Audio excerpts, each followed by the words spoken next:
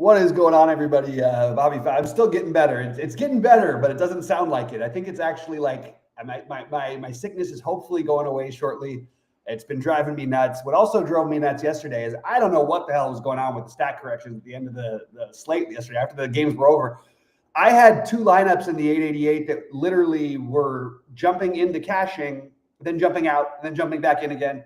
I didn't keep track of it, every single one that was scored. I know that they took something. I had Herb Jones in one of the lineups. I know something was taken away from him, but it was really weird and it was not fun. It was the difference of breaking even or losing 4,000, or actually almost 5,000. So it was a pretty bad night. With that said, we're going to get into tonight, talk about it.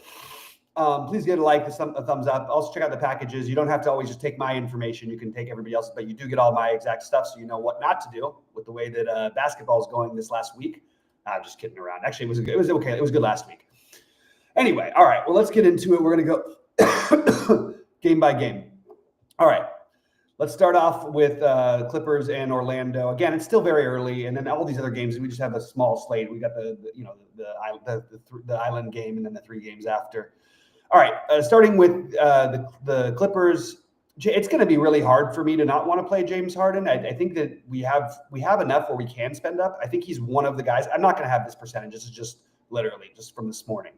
But I do think Harden is going to be one of the core plays for me. I will have that updated for site members, and I will provide my exact exposures when I'm ready, when I have an idea of hey, who's in and actually starting, because I just don't trust anything these days.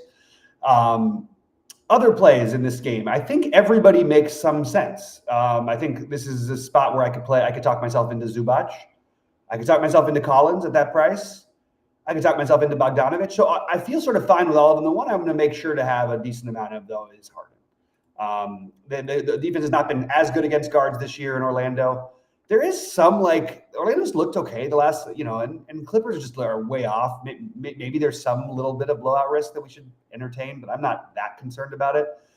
On the other side, I really like this price for Jalen Suggs. Like Desmond Bane, and I think that Franz Wagner is going to have lower ownership than he's being projected. I'm good with I don't mind taking a shot on it, but mainly the plays here for me are going to be on the one side, Harden, and also I think Kobe Sanders is a reasonable value play. And then on the other side, I think that Suggs. Wendell Carter, for some reason, I don't click that button that much. He's been good lately in this spot. I think he makes a lot of sense. So Suggs and Carter and Bane are all very interesting to me. Not as interested in De Silva and Black, but wouldn't mind if I got to a little bit. Franz Wagner wouldn't mind if I got to a little bit, but not going out of my way. Atlanta and San Antonio, interesting game here. We've got Porzingis questionable. We've got Risacher questionable. Now, if these are still questionables near game time, I do think we start overloading a little bit of these other guys. Krejci would look good. I know he's all over the map with what he produces, but I do think that makes some sense. But at the same time, you're going to have enough anyway. You're not going to play 7 guys in most of your lineups from the Orlando, or 6 from the Orlando Clippers game. So I think we'll be able to adjust accordingly. I also really like Jalen Johnson. I like Jalen Johnson even if Porzingis plays. They're running a lot through him. It's Mr. Triple-Double. I love this guy. I also don't mind Dyson Daniels or Nickeil Alexander-Walker. So I'm kind of interested in Atlanta as a good place to go for this slate. San Antonio, Kelly Olynyk, they moved him up to 4K. The minutes are going to be sort of the issue, but 19 minutes. I just think there's enough upside for him from a scoring perspective where I think I probably will be over this projected 8% of the field. That's just probably where I go. I also think that I can't quite get to Cornette because they raised his price a little bit, but I don't hate it. De'Aaron Fox, they raised his price after kind of dudding out. I actually think he's still reasonable to take a shot on here. It's just not a great matchup without Trey. That's a much better defensive team. The Hawks are number 2 in defense without Trey on the court. Keldon Johnson was really good the other night. I have no problem going back to him. Sohan was very low owned, and I played a little bit of it the other night. That was, fine. So I'm sort of wishy-washy on the San Antonio side. Really like the Atlanta side because you got some lower owned stuff, but I'm sort of going to take what they give me probably from San Antonio, with the exception of I will force in some Keldon Johnson. And it's a small slate. I know they raised his price. I had a little bit the other night at like 0.2% ownership. I think Harrison Barnes is like reasonable as a stab. Anyway, that's where I'm at. All right. Any questions or thoughts, feel free to pop them into the chat. We'll talk about it. Excuse me, guys. I'm sorry. I feel like it's like everything's not right. Back-to-back for Sacramento in Memphis. This is a game that, yeah, we feel like we should do something, right? I mean, this is kind of weird that without Sabonis, that the projections aren't like out of this world. I obviously would like to see a starting lineup before full committing, but give me Westbrook again. Give me Malik Monk. Give me Schroeder some. To be honest, I think Eubanks is an interesting pivot at center. And yeah, I'll be overweight. I'll probably bump everybody on San Antonio up a little bit. I'm not going to do it quite yet because it's a little bit early. But I do think bumping these projections up just a little bit, maybe not Schroeder, but I certainly like these other guys a little bit more than it seems like Sabersim and the field do, especially because I think they can keep this game close. Now, you're going to get a lot of ownership on the other side. Okay, we got Aldama. Aldama's just been incredible. Even off the bench, like just produces all the time. Again, ignore the exposures. This is just from an early run.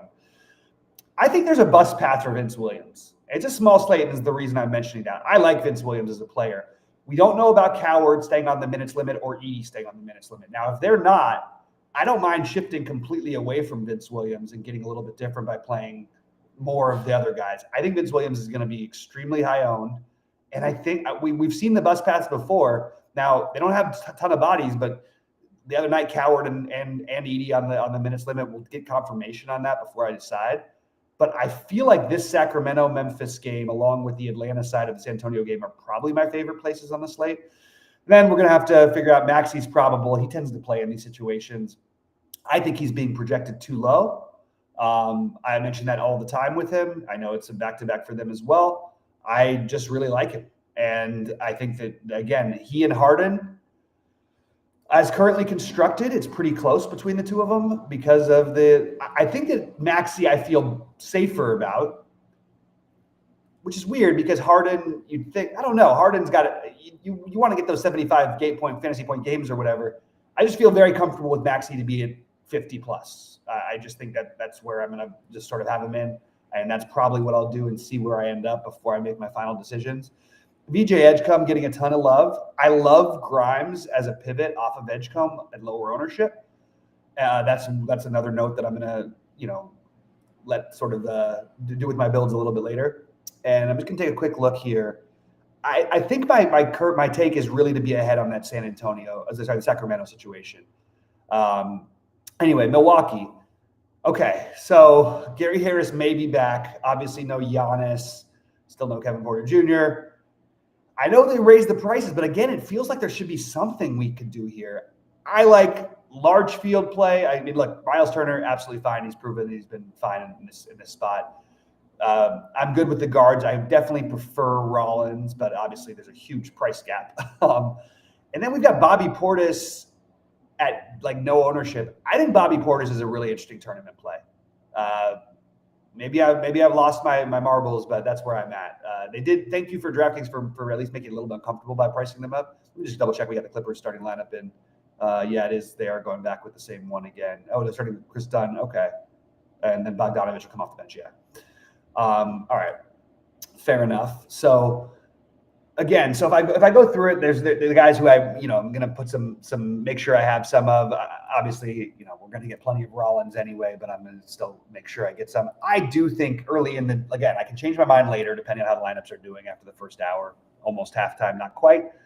I don't mind getting a little extra exposure to that play. I just want to make sure I have some Portis possibilities. I do think there's upside for him, and I think he's going to be forgotten. And I'm just looking for that on small slates. Again, Drummond will probably be near the field. Maxi's the one I'm going to make sure, again, I want to be at least with the field on, at least as of right now. Go back through Memphis. I don't mind. I'm probably going to lower this projection on Vince Williams and be closer to Goldie. Again, I'm looking for some ways to fade the mega chalk.